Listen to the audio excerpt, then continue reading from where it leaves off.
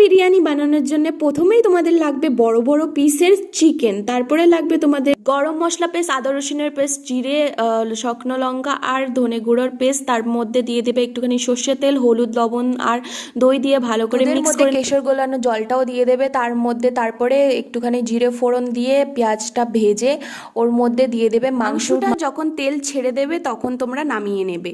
তারপরে রাইসটাকে আমি সাদা তেলের মধ্যে করে রেখেছিলাম। এবার পটলির মধ্যে বিরিয়ানির ওই সব মশলাগুলো দিয়ে দুটো তেজপাতা দিয়ে এরকম 70% বয়েল করে নামিয়ে নিতে হবে। এবার ডিম আর আলুটাকে ভালো করে ভেজে নিতে হবে, তারপরে পেঁয়াজটাকে বেরেস্তা করে নিতে হবে। তারপরে সব কিছু যখন প্রিপেয়ার হয়ে যাবে, এবার দমে বসানোর জন্য একটা হাঁড়ির মধ্যে প্রথমে ঘি, দেন রাইস, তারপরে বিরিয়ানি মশলা, কেওড়া জল, গোলাপ জল, তারপরে আলু আর ডিমটাকে দিয়ে পেঁয়াজের বেরেস্তা দিয়ে, তারপরে মাংসর গ্রেভি আর মাংসটাকে দিয়ে 3বার এরকম প্রসেসটা রিপিট করতে হবে। তারপরে লাস্টে তোমাদের দিয়ে দিতে হবে ঘি আর দুধ কেশর দিয়ে 30 মিনিট দমে বসিয়ে দিলেই তৈরি।